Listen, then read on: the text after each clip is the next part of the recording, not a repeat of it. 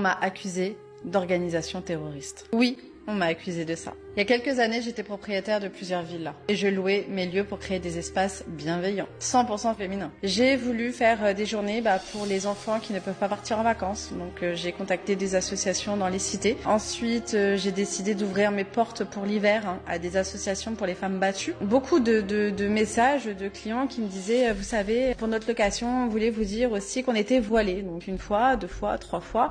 Et je leur disais, mais oui, je comprends pas, vous pouvez venir chez moi sans aucun problème. Donc au bout d'un moment, je me suis dit, attends, c'est quand même bizarre. Les femmes peuvent pas se sentir bien. Et donc du coup, j'ai décidé d'organiser un événement pour les femmes voilées. Donc du coup, en fait, ce que j'ai créé, c'est un espace bienveillant pour des femmes pratiquantes. Elles venaient passer du bon temps entre elles dans le respect de leurs valeurs. Et ça n'a pas plu.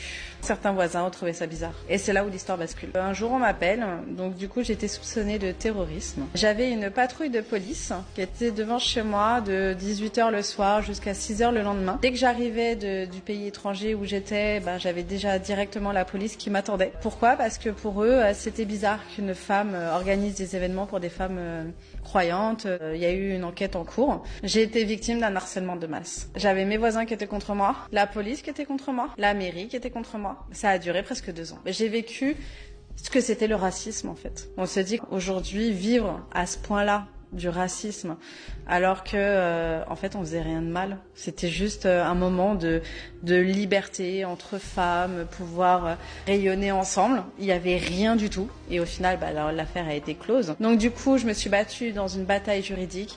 Et au final, j'ai gagné. Et en fait, tout ça parce que j'ai voulu offrir un espace de liberté à des femmes.